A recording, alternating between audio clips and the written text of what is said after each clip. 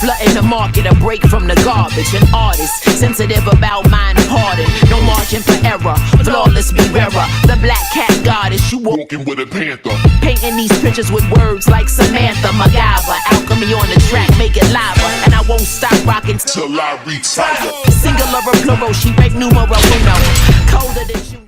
Hey, it's your girl Madam Money, aka Trap. And welcome to the official Salt in the Game album review of Madlib Sound Ancestors. Make sure you hit that like button, make sure you hit that subscribe button, and let's get it. Now, Madlib, I don't need to explain who he is or what he has brung to the table when it comes down to his production skills, amongst all other things. I was really surprised to see that a number of y'all, y'all didn't really like this project from Mad. It wasn't what you were expecting, and I don't know why you weren't expecting it, because even from the artwork, should just let you know that this was going to be on a whole different wave, a whole different frequency. That's exactly what the artwork is portraying. Now, all right, let me just give you the history, right?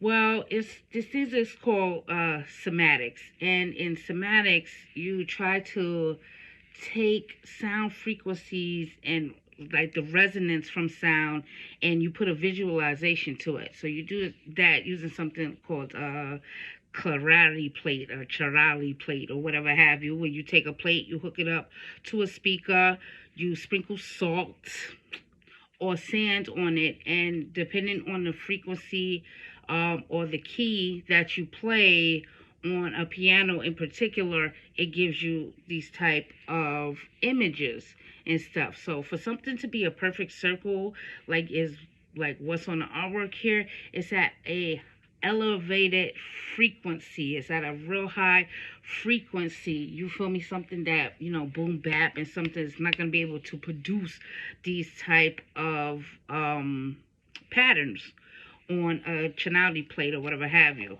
I just want to say, I'm not sure of the key that is used to get this particular thing, but it's somewhat along the lines of if you take a keyboard and you go dun dun dun dun dun dun dun dun dun dun dun dun in succession, you're gonna wind up with this perfect circle if you're using a square plate. Now, a lot of y'all not familiar with this technique used to show resonance and frequency of vibration and sound, but if you ever fell down the deep hole or rabbit hole of the Illuminati, they usually show these things to show how music has evil frequencies and undertones. They will play something like a Mozart not beat, but a Mozart composition, and would show these real intricate patterns. So when it's at a different frequency, you get these real intricate type of patterns, circles intertwining with circles, squares, triangles, all these type of things happen when the vibration of the music is, somewhat, they try to say dark, but to get a perfect circle, it's on a love frequency. Let's just put it like that.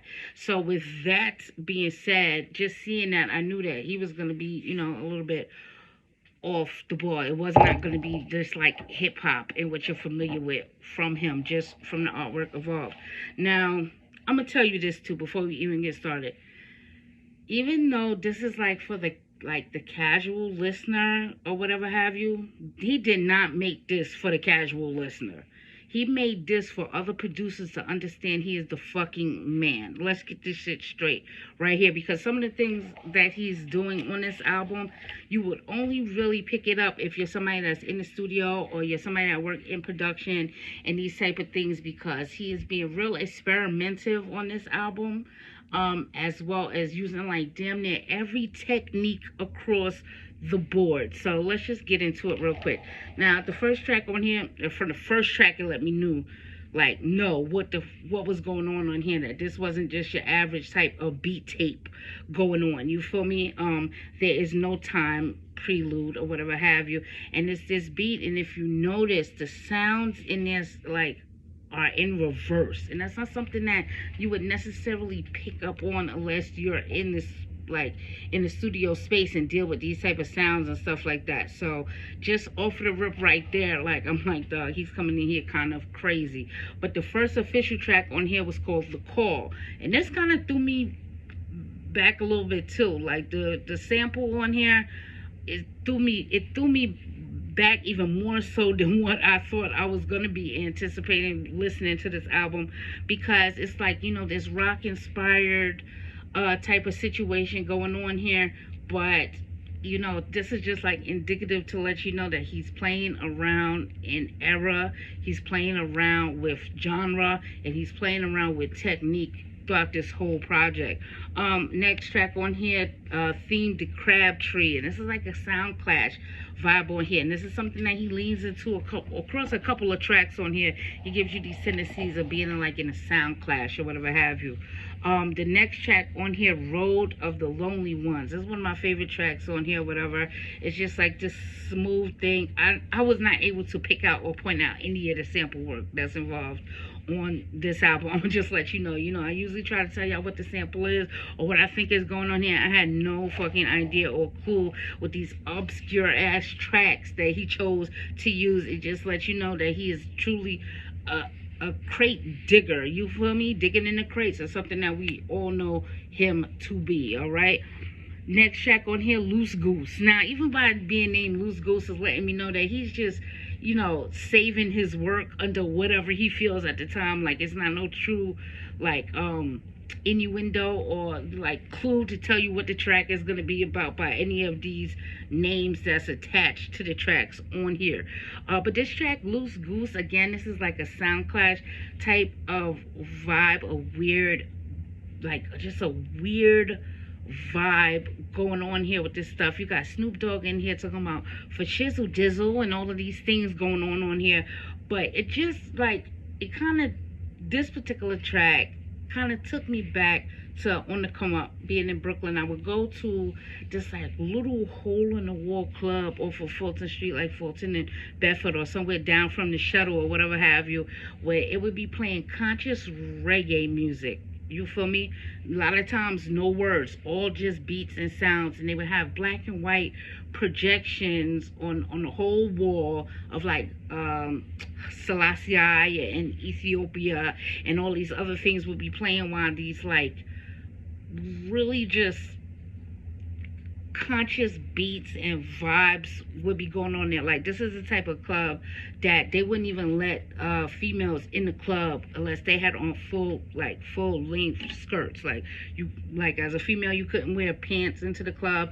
You had to have your hair covered, and you had to be dressed appropriately, and appropriate for them was wearing full length skirts and stuff like that. Really, really just a dope scene. Just threw me back on the come up. I be in some of the most craziest places, especially on the come up.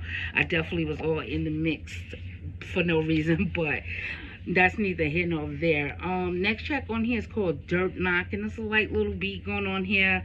Hop Rock is the next track. Very, very, again, experimentative track on here. And I can see how some of y'all will get lost in this and what is going on, because y'all really, really are looking for what y'all looking for him was just truly just hip-hop thing.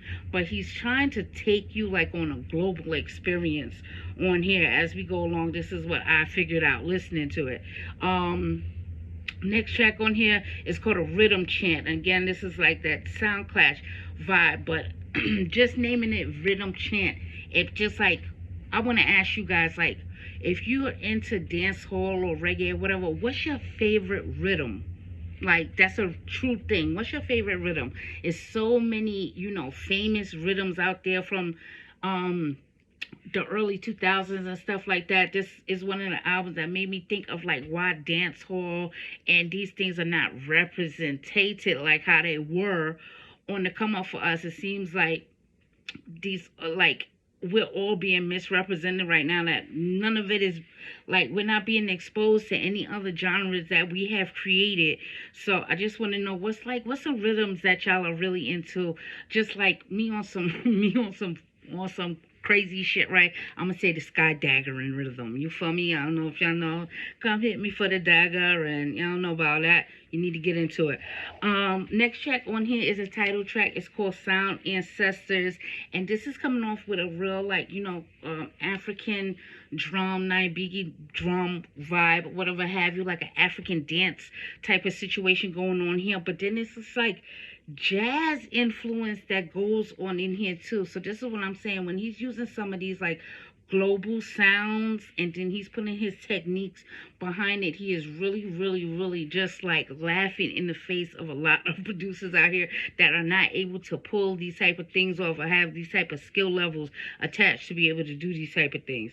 And like I said, it's a jazz influence, but the next track on here is called One for Cortabe, right? And Cortabe or whatever. And that's like a Brazilian jazz band. So even though like this, the track that's named for the Brazilian jazz band doesn't really like use that influence, is used directly before it as a leeway into this track. So you gotta like, you know what I mean? Sometimes when you listen and if you intrigued by stuff, you gotta do some research and some homework when it comes down to it to see why an artist or a producer like Madlib would actually go this route and do these things. He's trying to show you and put you onto some shit that, you know what I mean, you might not be familiar with.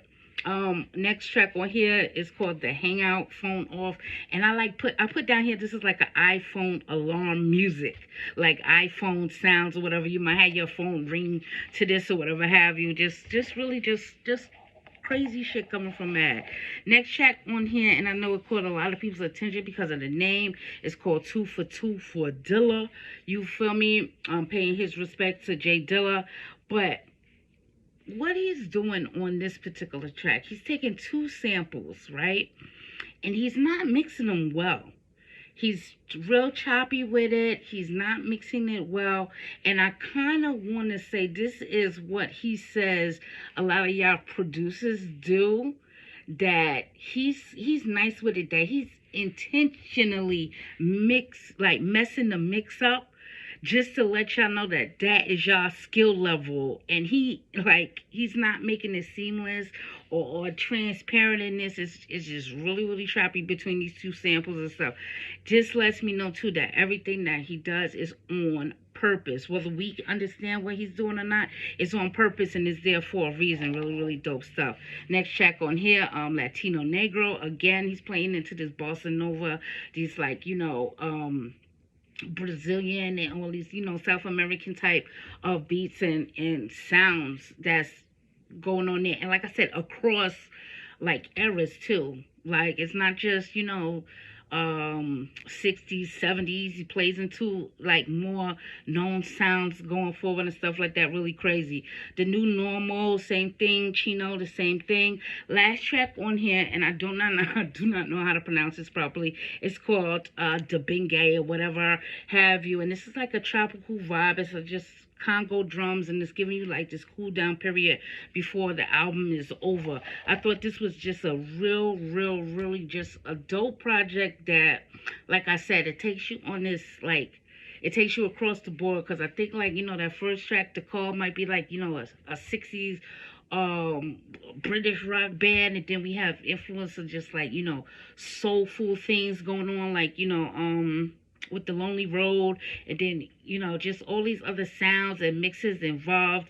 It was really just a dope experience to me, but I could see how some of y'all really wasn't into it or don't know what it is with it. And I was trying to explain to a couple of people, like, some things are just deeper than what's on that surface level. And like I said, even from the artwork, y'all should have known that it was a little bit more going on to it than what y'all might have been expected. But let me know what is your favorite track on there. Let me know how y'all feel about like when a well-known producer decides to be this experimentative and give you a look into all of this.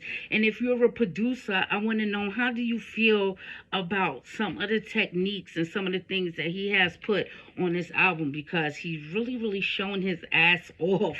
There's no other way to put it when it comes down to sheer technical skills on the boards, and it's crazy to me. But I'm about to get out of here. I'm out of money. You can follow me on YouTube and right here, right? At Sword the Game. You can follow me on Twitter and IG at Madam Money Says. That's MADAMMONEYSAYS.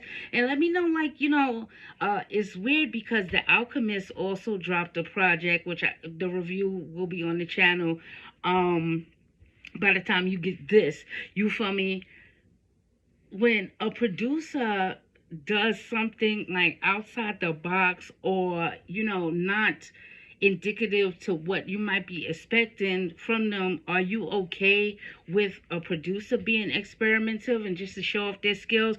Or is it like, nah, stay in your lane, you still just want them to stay in their lane? But just let me know how you feel in the comments below. I'll be seeing you guys around. Peace.